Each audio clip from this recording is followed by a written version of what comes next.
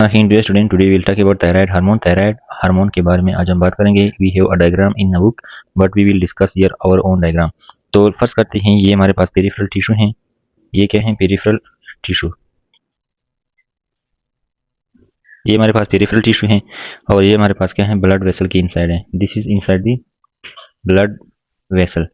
फिर इसके बाद हमारे पास ये क्या है? फोलिकुलर सेल हैं. थायराइड के फोलिकुलर सेल्स हैं. ये क्या हमारे पास? Thyroid follicular cells. And then we have lumen of the thyroid. ये क्या है? ल्यूमन है थायराइड ग्लैंड का. So this is peripheral tissue. ये हमारे पास क्या है? ब्लड है. ये हमारे पास क्या है? थायराइड फोलिकुलर सेल्स हैं. थायराइड फोलिकुलर सेल हैं. एंड ये क्या है? ल्यूमन है थायराइड का. थायराइड का क्या है? ये ल्यूमन है. अब यहाँ पे जो ब्लड है, ब्लड से फोलिकुलर सेल के अंदर जो है सोडियम आयोडाइड सिम्पोर्टर्स होते हैं, ट्रांसपोर्टर्स होते हैं, जिनको हम क्या बोलते हैं? Sodium iodide सिम्पोर्टर.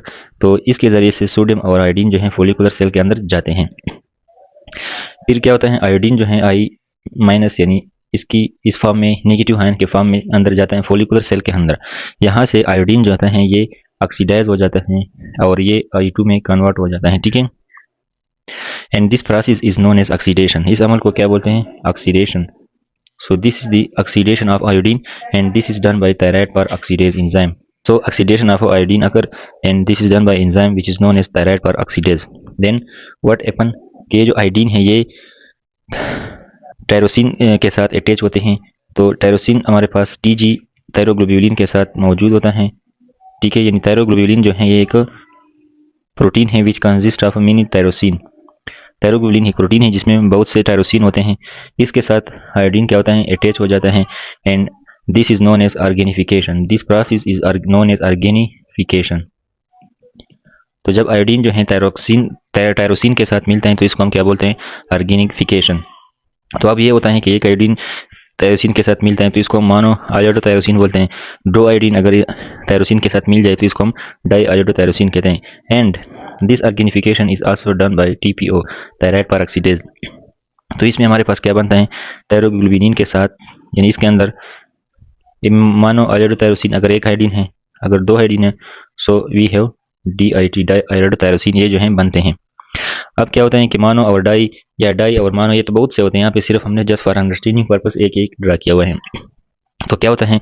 अब कपलिंग रिएक्शन होता है. कपलिंग में क्या होता है कि ये जो यहाँ पे टायरोग्लोब्यूलिन के ऊपर MIT अगर ये DIT के साथ मिल जाए तो इसमें क्या होता है? T3 बनेगा. ठीक है. ट्राई हाइड्रोटायरोसिन.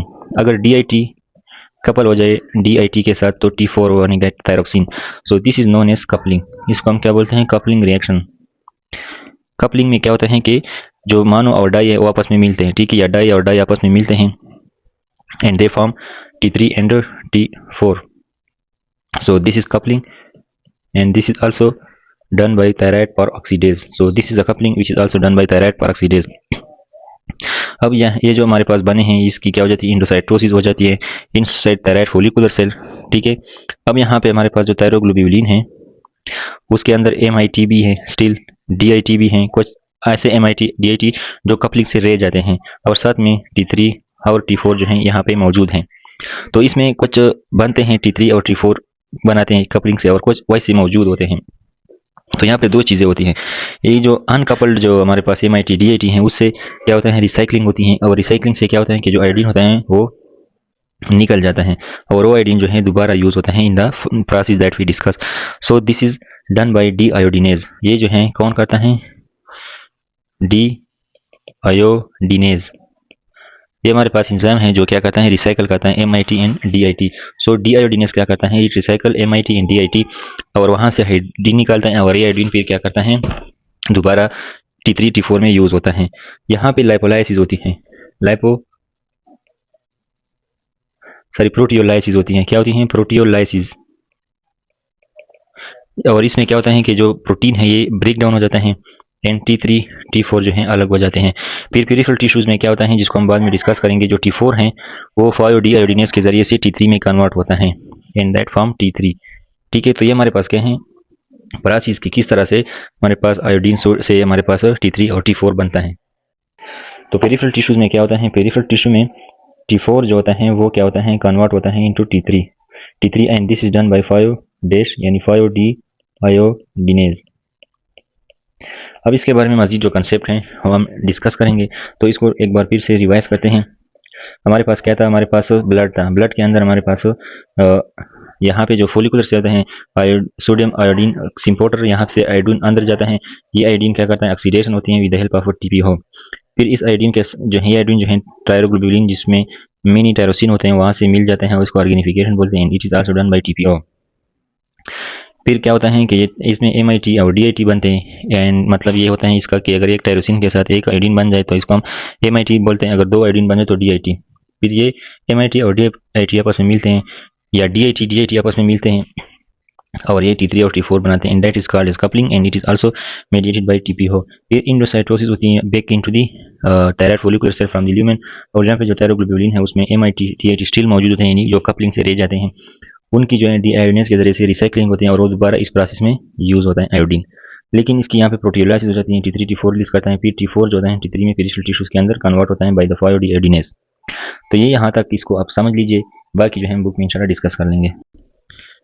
डियर स्टूडेंट, हमने थायराइड हार्मोन फॉर्मेशन यानी T3 T4 जिस तरह बनता है उसके बारे में हमने डिस्कशन की थी। अब यहाँ पे इसके बारे में मजीद थोड़ा डिटेल से पढ़ेंगे। तो जो थायराइड हार्मोन है उनमें T3 और T4 जो है शामिल हैं। यहाँ पे कहें थायराइड जो है ये प्रोड्यूस करता है T3 which is known as triiodothyronine and also produce T4 which is called as thyroxine. हमने पिछली वीडियो में जो है बात की थी, ठीक है, iodine containing hormone that control the bodies metabolic rate. ये क्या है, आयोडीन पे मुश्तमिल होते हैं जो T3 एंड T4 होते हैं, और ये फिर क्या करते हैं, बॉडी के मेटाबॉलिज्म को कंट्रोल करते हैं। तो सबसे पहले थायराइड के बारे में, हिस्टोलॉजी के बारे में थोड़ा डिस्कस करते हैं। तो फर्स्ट करते हैं ये क्या है, ये थायराइड ग्लैंड है, ठीक है, ये क्या है, थायराइड ग्लैंड है। इस थायराइड ग्लैंड के अंदर क्या होता है, इस ग्लैंड के अंदर हमारे पास फोलिकल्स होते हैं, ठीक है, ये एक फोलिकल हो गया, ये दूसरा फोलिकल हो गया, तीसरा फोलिकल हो गया, चौथा फोलिकल हो गया। तो इस तरह क्या होता है, फोलिकल्स होते हैं। अब यहाँ पे क्या है, फोलिकल के ल्यूमन जो है वहाँ पे single layer of epithelial cell मौजूद होता है, ठीक है, which are called as a follicular cell. Follicular cell का जो है एपिथेलियम बनता है and that is containing a single layer. और इसके अंदर जो है ये क्या है, फोलिकुलर ल्यूमन है, ठीक है, ये क्या है, फोलिकुलर ल्यूमन है, यानी जो फोलिकल है उसका अंदर जो है वाला area that is follicular lumen, ठीक है। ये जो है क्या है, फोलिकुलर सेल्स, ये फोलिकुलर सेल हैं, और ये जो है फोलिकल है, ये सारा का सारा जो है ये क्या है, फोलिकल है, ये क्या है, फोलिकल है। इस तरह ये वाला ये वाला ये वाला ये क्या होता है, फोलिकल्स होते हैं। तो ये हमारे पास है एपिथेलियल सेल हो गए जिनको हम फोलिकुलर सेल बोलते हैं, फोलिकुलर सेल, फोलिकुलर लीमन जो कोलाइड्स जहाँ पे मौजूद हैं और ये क्या है, फोलिकल हैं, पोल जो है। इसी तरह इसके बीच में कुछ सेल्स होते हैं यहाँ पे which are called as a parafollicular C cell, parafollicular C cell, जिसको हम बाद में डिस्कस करेंगे। पैराफोलिकुलर सी सेल्स, ये क्या है, पैराफोलिकुलर सी सेल्स हैं। सो this is the histology of thyroid gland. तो सोर्स क्या है, यानी कहाँ से जो है ये प्रोड्यूस होते हैं, फोलिकल जो है ऑफ थायराइड, यानी थायराइड के जो फोलिकल्स हैं जिस तरह हमने यहाँ पे डिस्कस की, ये प्रोड्यूस करते हैं T3 एंड T4 को। 5D iodinase convert T4 into T3 in the peripheral tissue, ठीक है। हमने पहले बात की थी मेजर थायराइड प्रोडक्ट जो है, तो मेजर थायराइड प्रोडक्ट कौन सा है, T4 है। So T4 is the major thyroid product. और क्या होता है कि जो T4 होता है it is converted into T3 with the help of enzyme which is known as 5-D iodinase। 5D iodinase क्या कहता है कि ये जो T3 है इसको T4 जो है इसको कन्वर्ट करता है किस चीज़ में, T3 में। अब यहाँ पे कुछ ड्रग्स होते हैं जिनमें ग्लूकोकॉर्टिकॉइड्स जो होते हैं, ग्लूकोकॉर्टिकॉइड्स प्रोपाइल थियोयूरेसिल और बीटा ब्लॉकर्स, ये क्या करते हैं, ये इनहिबिट करते हैं 5D आयोडीनेज को, इनहिबिट करते हैं 5D आयोडीनेज को, and thus it prevent the peripheral conversion of T4 into T3। So this is mechanism behind this. यहाँ पे क्या है, peripheral conversion of is inhibited by glucocorticoid, beta blocker and propyl thiouracil, जो भी मैंने बता दिया। अब यहाँ पे एक और चीज़ बनता है विच इज रिवर्स T3, जिसको हम RT3 से रिप्रेजेंट करते हैं। It is a metabolically inactive by product of the peripheral conversion of T4 यानी जो T4 है वो जो T3 में कन्वर्ट होता है तो उसके साथ साथ RT3 भी प्रोड्यूस होता है, which is the reverse T3, and इस production is increase by growth hormone and glucocorticoids. और ग्रोथ हार्मोन और जो ग्लूकोकार्टिकाइड्स हैं वो क्या करते हैं, रिवर्स T3 को क्या करते हैं, इसकी फॉर्मेशन को इंक्रीज करता है। तो क्या होता है कि let's say T4 is going to convert into T3, जो ग्रोथ हार्मोन है और हमारे पास ग्लूकोकार्टिकाइड्स हैं वो क्या करता है, रिवर्स T3 की फॉर्मेशन को इंक्रीज करता है। अब यहाँ पे हमने एक चीज़ पढ़ा हुआ है, थायराइड परऑक्सीडेज। थायराइड परऑक्सीडेज क्या करता है, ये हमने पढ़ा था पिछली लेक्चर में कि ये ऑक्सीडेशन करता है, जिसके साथ साथ कपलिंग रिएक्शन और आर्गेनिफिकेशन में रोल अदा करते हैं। और आप लोग जानते हैं कि ये कौन कौन सी रिएक्शन है क्योंकि इसके बारे में हमने पढ़ा है। तो थायराइड परऑक्सीडेज ये एंजाइम है which is represented by TPO। और पिछला लेक्चर मैंने इसलिए आप लोगों को बताया था कि जब हम इसको बुक से यहाँ पे पढ़ेंगे तो ये आपको समझ आ जाएगा, कुछ एक्स्ट्रा और चीज़ें हैं वो भी आप लोगों को यहाँ पे समझ आ जाएगी, लेकिन बेसिक जो चीज़ था वो हमने वहाँ पे पढ़ लिया है। वो डायग्राम अगर आपको आता है तो यहाँ पे हम जो डिस्कस करेंगे वो ईजी होगा। दैट इज़ वाई मैंने पहले आप लोगों को वो लेक्चर दिया था। जो थायराइड परऑक्सीडेज हैं ये क्या कहता है, इसके फंक्शन में oxidation, organification of iodine, uncoupling of mono and dihydrotyrosine. मुझे उम्मीद है कि आप लोग को ये आ रहा होगा क्योंकि हमने पहले डिस्कस किया है। अच्छा, अब कौन से ड्रग हैं जो TPO को इनहिबिट करते हैं, उनमें हमारे पास PTU हैं एंड मीथामिजोल हैं। तो thyroid peroxidase are inhibited by methimazole and propylthiouracil. ये दो ड्रग्स हैं which are very very important, PTU and methimazole. ये क्या करते हैं, ये थायराइड परऑक्सीडेज को इनहिबिट करता है। ये भी हमने पढ़ा हुआ है कि जब डाई और डाई मिल जाए T4 बनता है, डाई अगर मानो के साथ मिल जाए तो क्या होगा, T3 होगा। ये हमने पिछले लेक्चर में पढ़ा है। Now, a very important effect that is known as Wolff-Chaikoff effect। Normally हमें पता है कि अगर हम आयोडीन को यूज़ करते हैं, आयोडाइड साल्ट वगैरह, तो हमारे अंदर क्या होगा, आयोडीन की कमी नहीं होगी और हाइपरथायराइडिज्म भी हो सकता है। लेकिन वुल्फ-चाइकोफ एक रिवर्स इफेक्ट है, अपोजिट टाइप का इफेक्ट है, जिसमें क्या होता है कि प्रोटेक्टिव ऑटो रेगुलेशन होते हैं। प्रोटेक्टिव ऑटो रेगुलेशन का मतलब क्या होता है कि हम जब ज़्यादा आयोडीन लेते हैं तो नेगेटिव फीडबैक से बचने के लिए क्या होता है, यानी तो फिर नेगेटिव फीडबैक हो जाता है और इस वजह से नेगेटिव फीडबैक की वजह से TPO जो है इनहिबिट हो जाता है, क्योंकि बाहर से थायराइड जो आयोडीन है वो ज़्यादा आता है। तो इस वजह से TPO थिंक के आयोडीन बॉडी में ज़्यादा है तो वो T3 T4 प्रोडक्शन को क्या करता है, इनहिबिट करता है। क्योंकि अब ये क्या है, प्रोटेक्टिव ऑटो रेगुलेशन है and sudden exposure to excessive iodine. अगर एक पेशेंट है, एक बंदा है, वो ज़्यादा आयोडीन यूज़ करता है अचानक, तो वो क्या हो जाता है, इसे temporarily turn off thyroid peroxidase. तो थायराइड परऑक्सीडेज की एक्टिविटी को टर्न ऑफ करते हैं, ख़त्म करते हैं एंड इस वजह से T3 T4 नहीं बनती। तो that is called as a Wolff Chaikoff effect. तो वुल्फ-चाइकोफ इफेक्ट क्या होता है कि जब एक पेशेंट या एक बंदा अचानक एक्सेसिव आयोडीन को एक्सपोज हो जाता है तो इस वजह से ऑटो रेगुलेशन होती है एंड TPO जो है इनहिबिट हो जाता है और इसकी जो है T3 and T4 level decrease and hypothyroidism हो जाता है। तो चाहिए तो ये था कि T3 T4 ज़्यादा हो जाए, लेकिन कंट्रोल करने के लिए, बॉडी को कंट्रोल कर रखने के लिए इसके में क्या होता है, हाइपोथायराइडिज्म हो जाता है। Now we will discuss functions of T3 and T4। तो ओनली फ्री हार्मोन जो होता है एक्टिव होता है, जो हार्मोन फ्री होता है प्लाज्मा के अंदर वो एक्टिव होता है, जो बाउंड T3 एंड T4 है वो काम नहीं करता। T3 जो है bound nuclear receptor with greater affinity than T4। This is also important कि जो T3 है वो न्यूक्लियर रिसेप्टर के साथ स्ट्रांगली अटैच हो जाता है as compare to T3 T4। So T3 bound nuclear receptor with great affinity than T4 and T3 functions जो हैं असल में एक्टिव फॉर्म जो है वो क्या है, T3 है। सो T3 is the active form and that is performing the function. So 7 B's are the mnemonics for 7 functions। brain maturation यानी ब्रेन को मेच्योर करता है, बोन का ग्रोथ खास करता है, यानी बोन के अंदर जो ग्रोथ होता है वो T3 की वजह से होता है। Synergism with growth hormone and IGF-1। तो IGF-1 और ग्रोथ हार्मोन भी बोन की ग्रोथ में रोल अदा करते हैं। तो साइनर्जिज्म का मतलब कि उनका इफेक्ट जो है डबल हो जाता है, यानी दो हार्मोन जब एक साथ होते हैं तो उनका इफेक्ट ज़्यादा हो जाता है। बीटा एड्रेनर्जिक इफेक्ट्स होता है, increase beta receptor in the heart rate का, यानी ये सिंपैथेटिक की तरह काम करते हैं, सिंपैथेटिक नर्वस सिस्टम की तरह काम करते हैं। हार्ट रेट क्या करता है, कार्डियक आउटपुट और स्ट्रोक वॉल्यूम कंडक्टिविटी को इंक्रीज करता है। बीटा ब्लॉकर जो होते हैं इलिवेट मतलब कम करते हैं एड्रेनर्जिक सिम्टम इन थायरोटॉक्सिकोसिस, यानी जब थायरोटॉक्सिकोसिस होता है जिसमें एक्सेसिव थायराइड हार्मोन प्रोड्यूस होते हैं वहाँ पे excessive amount of sympathetic activities होती हैं, तो इनको कंट्रोल करने के लिए बीटा ब्लॉकर इंतहाई ज़्यादा मुफीद हैं। इसी तरह बेजल मेटाबॉलिक रेट इंक्रीज करता है through sodium potassium ATPase. Oxygen की कंजम्पशन ज़्यादा होगी, रिस्पायरेशन रेट, बॉडी का टेम्परेचर ज़्यादा होगा, यानी जिन पेशेंट का जो है यानी ये T3 है ये बॉडी का temperature, respiration rate, oxygen consumption increase करता है। ब्लड शुगर पे क्या इफेक्ट रहता है कि ये इंक्रीज करता है ग्लाइकोजिनोलाइसिस एंड ग्लूकोजियोनियोजेनेसिस, यानी ग्लाइकोजन को ग्लूकोज में कन्वर्ट करता है, यानी जो T3 है ये क्या करता है ब्लड का शुगर जो है इंक्रीज करता है, और लिपिड का ब्रेक डाउन काज करता है लिपोलिसिस, यानी जो ब्रेक डाउन है लिपिड्स का वो करता है, एंड शुगर लेवल जो है इंक्रीज करता है। स्टिमुलेट करता है surfactant synthesis in the babies, babies के अंदर जो सर्फेक्टेंट्स हैं जो लंग मैच्योरेशन में रोल अदा करते हैं उनको भी क्या करते हैं इंक्रीज करते हैं surfactant production. So these are very very important function.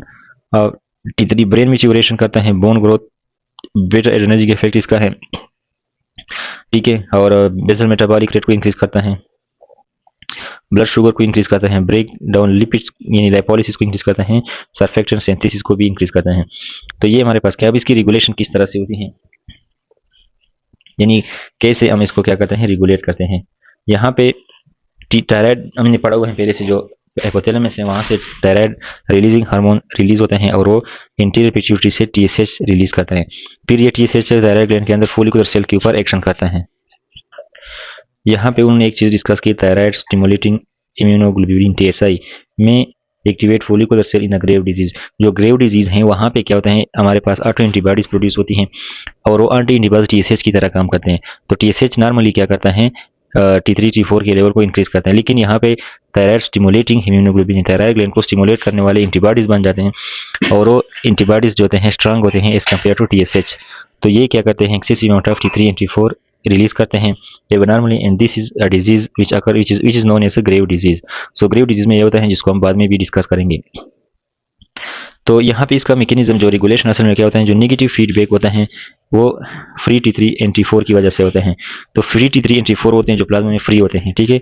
Interior pituitary, अब लेट से T3 and T4 लेवल ज़्यादा हैं तो क्या होता है यहाँ पे लेट से हमारे पास क्या है T3 and T4 लेवल ज़्यादा हैं, तो इस क्या करते हैं यहाँ पर इंटीरियर पिट्यूटरी को क्या करते हैं इनहिबिट करता है और हाइपोथैलेमस को भी इनहिबिट करता है। तो हाइपोथैलेमस से थायराइड रिलीजिंग हार्मोन नहीं होगा और इंटीरियर पिट्यूटरी से TSH जो है रिलीज नहीं होगा। So this is the mechanism which is discuss over here. तो इंटीरियर पिट्यूटरी क्या है, decrease sensation to thyroid releasing hormone, यानी ऊपर हाइपोथैलेमस से जो TRH आते हैं वहाँ उसको क्या करता है इंटीरियर पिट्यूटरी रिस्पांस नहीं देता और हाइपोथैलेमस जो होता है डिक्रीज TRH सिक्रेशन, यानी TRH खुद भी वो क्या करते हैं कम करते हैं। तो हाइपोथैलेमस खुद भी TRH रिलीज कम करता है और जो इंटीरियर पिट्यूटरी है वो TRH को रिस्पांस कम करता है और फिर TSH को कम प्रोड्यूस करता है। यहाँ पे इंपॉर्टेंट चीज़ जो है नेक्स्ट है वो है थायरोक्सिन बाइंडिंग ग्लोब्यूलिन, ठीक है। तो ये क्या है थायरोक्सिन यानी T3 T4 को बाइंड करने वाले कुछ प्रोटीन्स होते हैं which are present in the blood. तो जो TBG हैं वो क्या करते हैं binds T3 and T4 in the blood. जो बाउंड T3 T4 है वो इनएक्टिव होते हैं, यानी जो T3 और T4 फ्री होते हैं वो क्या होते हैं एक्टिव होते हैं, लेकिन जो T3 T4 thyroxine binding globulin TBG के साथ बाउंड होते हैं वो क्या होते हैं इनएक्टिव होते हैं। अब कौन से कंडीशन है जिनमें TBG इंक्रीज होता है और कौन से कंडीशन है जिनमें TBG डिक्रीज होता है। तो जिनमें हमारे पास क्या है pregnancy and oral contraceptive use, यानी एस्ट्रोजन जो है क्या करता है इंक्रीज करता है TBG को। तो एस्ट्रोजन जो है हमारे पास शामिल होते हैं in the OCPs and also present inside the during the pregnancy level of oestrogen increase, so this both increase thyroxine binding globulin. तो ओवरऑल जो होगा एस्ट्रोजन लेवल जब ज्यादा होगा तो TBG ज्यादा होंगे and this increase total T3 and T4। लेकिन फ्री T3 T4 क्या होगा कम होगा। अगर TBG मतलब कम होता है तो वो स्टीराइड यूज में और नेफ्रोटिक सिंड्रोम में, यानी जो पेशेंट स्टीराइड यूज करते हैं और जिन पेशेंट को नेफ्रोटिक सिंड्रोम होता है जिनमें लॉस ऑफ प्रोटीन होता है एंड TBGs आर प्रोटीन्स, तो उनमें क्या होता है TBG कम होता है, ठीक है। तो T3 and T4 are the only lipophilic hormone, यानी ये क्या होते हैं लिपिड लविंग हार्मोन है with charge amino acid and require specific transporter to diffuse into the cell facilitated diffusion, यानी ये क्या होते हैं जब सेल के अंदर जाते हैं तो उनको फैसिलिटेटेड डिफ्यूजन के जरिए से जाना पड़ता है। तो ये हमारे पास क्या था थायराइड हार्मोन्स। यहाँ पे उन्होंने डायग्राम बनाए हुए हैं लेकिन जो मैंने बताया था वो वाला इजी है। अब यहाँ पे जो आयोडीन और सोडियम के जो सिम्पोर्टर थे वो जो है ब्लॉक करते हैं इनहिबिटेड बाय थियोसाइनेट